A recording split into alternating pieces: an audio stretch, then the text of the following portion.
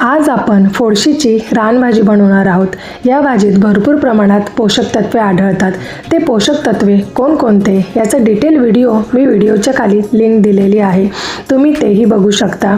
आता इथे मी अशा प्रकारे फोडशीची भाजीची जोडी आणलेली आहे। अगदी गवतासारखी ही जोडी दिसते आणि पावसाळ्यात येते, त्यामुळे यात चिखल आणि कचरा असू शकतो, त्यामुळे तो व्यवस्थित साफ करून घ्यायचा आहे आणि 2 ते 3 वेळा ही भाजी धुवून घ्यायची, जेणेकरून त्यातली सर्व माती निघून जाईल। आता इथे मी या पाण्याचा अशा प्रकारे बंच करून घेतलेला आहे आणि याचा जो पांढरा भाग आहे तो काढून टाकायचा आहे आणि शक्य होईल तेवढी ही भाजी अशा प्रकारे बारीक चिरायची आहे। आता इथे कढईत मी पाणी गरम करायला ठेवणार आहे आणि ही भाजी 4 ते 5 मिनिटं या पाण्यात शिजवून घेणार आहे। ही भाजी थोडी खाताना कचकच लागू नये म्हणून अशा प्रकारे शिजवून घ्यायची आहे। अगदी 4 ते 5 मिनिटं ही शिजवून घेतल्यानंतर भाजी व्यवस्थित छान मऊ पडते, इथे बघू शकताय तुम्ही। आता ही एका जाळीच्या भांड्यात काढून घेणार आहे आणि यातलं जे एक्स्ट्राचं पाणी आहे ते अशा प्रकारे पिळून ही भाजी मोकळी करून घ्यायची।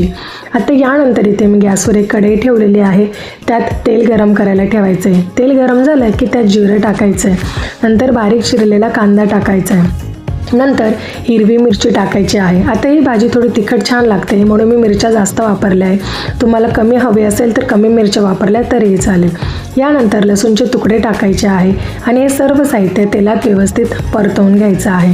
आता इथे तुम्ही बघू शकता याचा कलर बदललेला दिसतोय। आता यानंतर यात थोडीशी हळद टाकायची आहे, नंतर गरम मसाला टाकायचा आहे आणि हे देखील व्यवस्थित परतवून घ्यायचं आहे।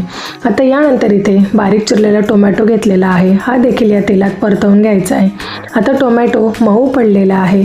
यानंतर आपण जी पिळून ठेवलेली भाजी होती ती भाजी यात टाकायचं आहे, नंतर चवीनुसार मीठ टाकायचं आहे आणि हे व्यवस्थित परतवून घ्यायचं आहे। आता आपली भाजी ही शिजलेलीच आहे, फक्त यातलं जे एक्स्ट्राचं पाणी आहे ते जाईपर्यंत आपण शिजवून घेतलेलं आहे। आता पोषक तत्वाने युक्त अशी ही फोडशीची रानभाजी तयार आहे, एकदा नक्की ट्राय करा।